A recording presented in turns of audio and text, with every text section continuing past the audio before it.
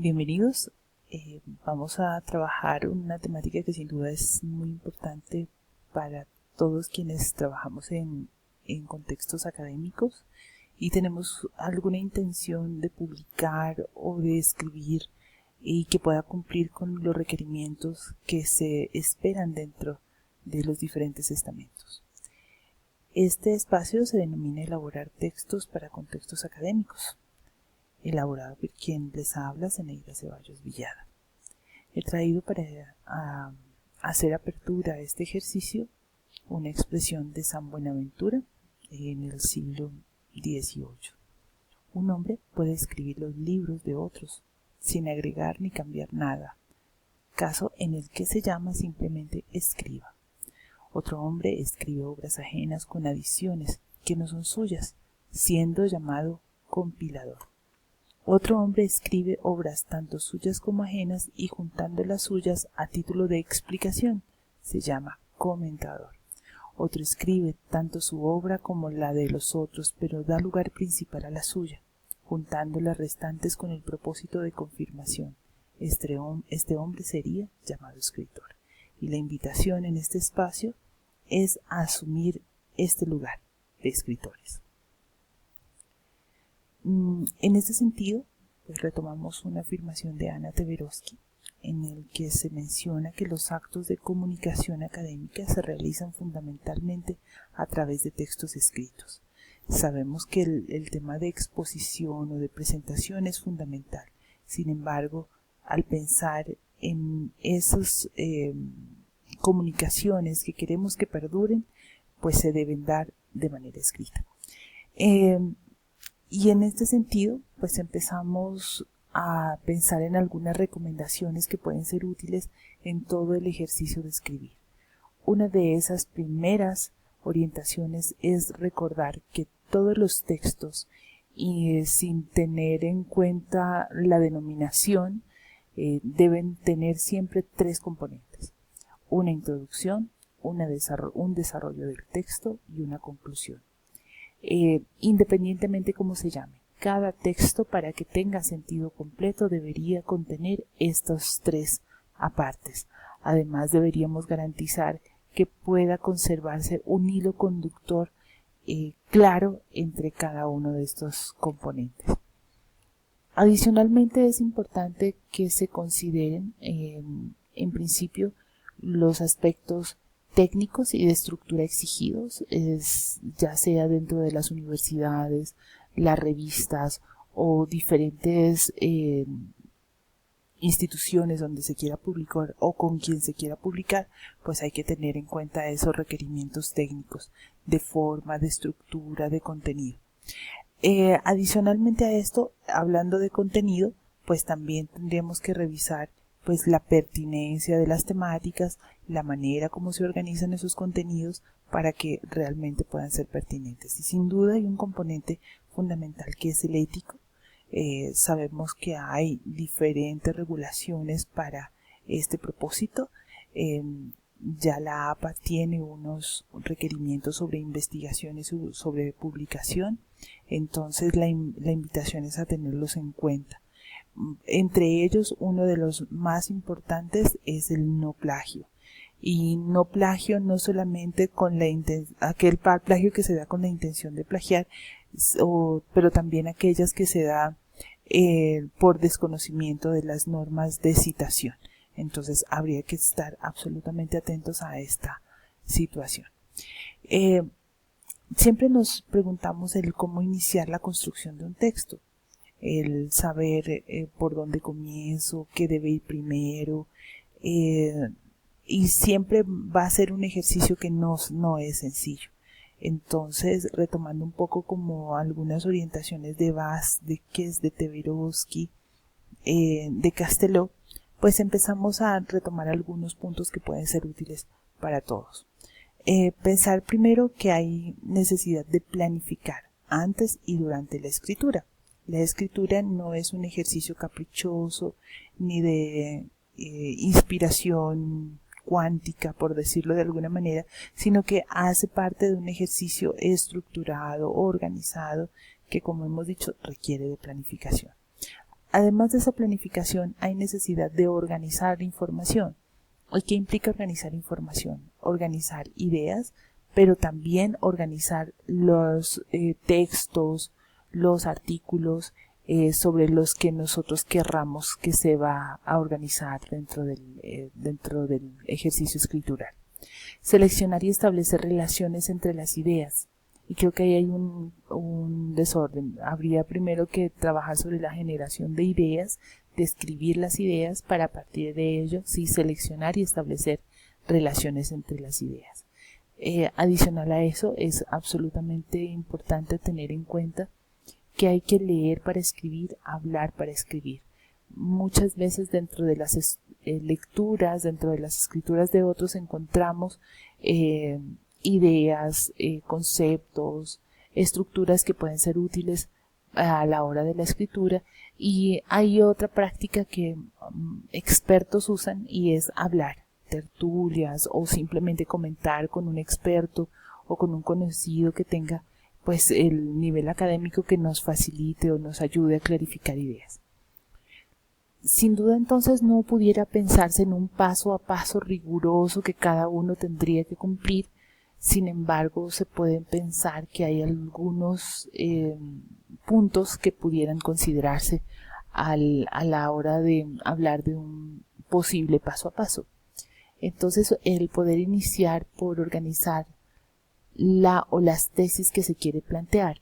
Tesis haría referencia como esa afirmación o esas afirmaciones fundamentales que guiarían la construcción del texto.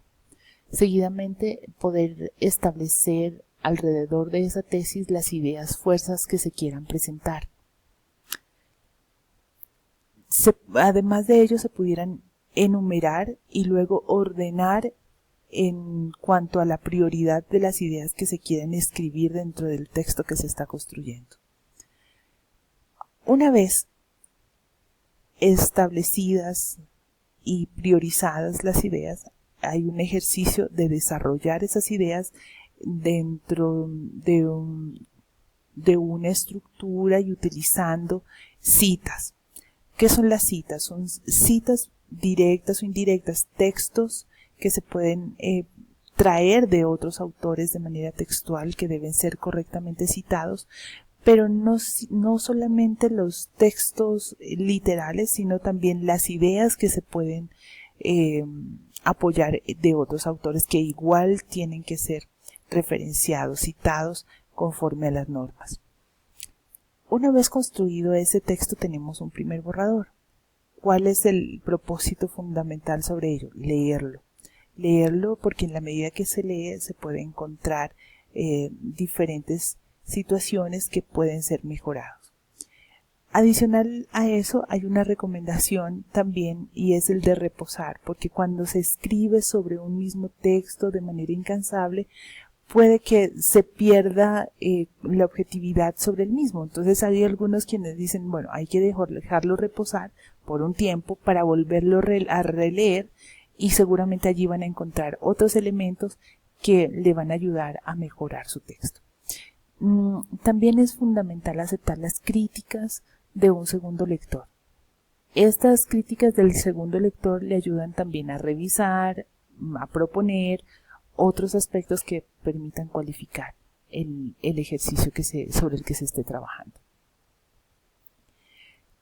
Y si pensáramos cuántas veces se debe hacer ese ejercicio, pues aquellos que tengan experiencia van a notar que el tema de releer, de cualificar, es un ejercicio de nunca acabar. Sin embargo, pues con ayuda de los asesores seguramente van a encontrar un nivel en el que se puede afirmar que ya está listo para ser presentado. Adicional a esto se tiene que todo texto se organiza en, como lo hemos mencionado, una introducción, un desarrollo del texto y una conclusión. ¿Qué otros elementos debemos tener en cuenta a la hora de trabajar en esa construcción de texto y pensando sobre la necesidad de trabajar sobre ese hilo conductor? El hecho de pensar que ese texto tenga un sentido completo, que el lector pueda leerlo de manera clara y que el lector pueda entender el sentido con el que nosotros queremos escribir. No siempre es tan sencillo que eso que nosotros escribimos tenga el sentido que el lector encuentre, ¿cierto? Sin duda cada lector puede dar sentidos diferentes, pero debe procurarse que esa lectura sea coherente en esa intención por comunicar con la que el lector puede encontrar. En esa construcción de hilo conductor, pues hay unos elementos fundamentales en la construcción de textos que son los conectores. Nos vamos a fundamentar un poco en Anna Camps, quien nos hace como una compilación de algunos conectores que nos ayudan a la hora de poder construir textos. Y con ello combatir un poco la problemática de los estribillos. Entonces, a veces encontramos en algunos textos conectores que se repiten una y otra vez, que generan perturbaciones a la hora de ser leído y de pronto también puedan cambiar el sentido que tiene la intención de quien escribe. Entonces, dentro de esos conectores, algunos conectores, podemos tener los conectores parentéticos, que lo que buscan es conectar los párrafos. Ya ustedes en pantalla pueden mirar algunos de ellos, sin embargo, por tanto, en consecuencia, de todas maneras. Pero también hay otro tipo de conectores ligados a algunas proposiciones y conjunciones, como se muestra. Por ejemplo, ¿para qué? Los conectores pueden ser a pesar de que, aunque, porque, para qué, dado que. En relación a la opción de, a pesar de, a fin de, en vista de. Cuando utilizamos a, debido a, pese a, si trabajáramos sobre conjunciones, pero, como, sí. Con esto también quiero hacer la reflexión sobre la gran cantidad de conectores que existen y que pueden ser usados a la hora de construir un texto. Aquí tenemos otros conectores aditivos, ¿no? Que pueden ayudar a organizar la información como primero, segundo, tercero, que introducen información nueva como además, encima de, por añadidura, incluso neutros como asimismo, igualmente por otro lado. Conectores contraargumentativos, que son bien valiosos, más cuando en el curso de seminario de trabajo de grado estamos apostándole al tema de la argumentación.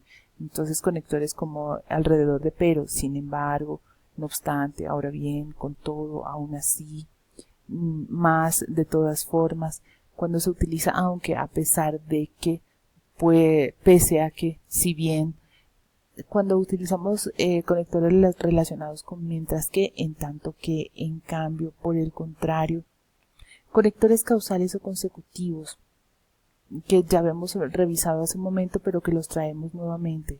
Los parentéticos, por ejemplo, por tanto, por consiguiente, en consecuencia, pues, a causa de, por ende, por eso, debido a.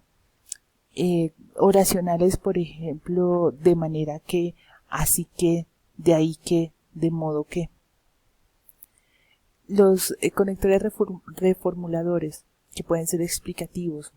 Ejemplo, es decir, a saber, esto es, o sea, en otros términos, mejor dicho, más bien, dicho o dicho de otra forma, de rectificación, por ejemplo, mejor dicho, más bien, de recapitulación, en resumen, en fin, después de todo, en definitiva. Como notarán, son muchos conectores. Si además de eso tenemos en cuenta que los que estamos mencionando simplemente son algunos ejemplos que pueden ser usados, tenemos que las posibilidades son bastante amplias. Operadores discursivos que también ayudan a este ejercicio de refuerzo argumentativo, por ejemplo, de hecho, en rigor, en efecto, la verdad, por supuesto. De concreción, que pueden ser, por ejemplo, en especial, en particular, en concreto. La invitación es entonces a trabajar sobre esa construcción de textos, a tener en cuenta que, la riqueza del lenguaje, el trabajar sobre la coherencia interna de cada uno de los textos, al trabajar sobre el hilo conductor que lo conduce y sobre todo a pensar que estamos escribiendo para el otro. Les recomiendo bibliografía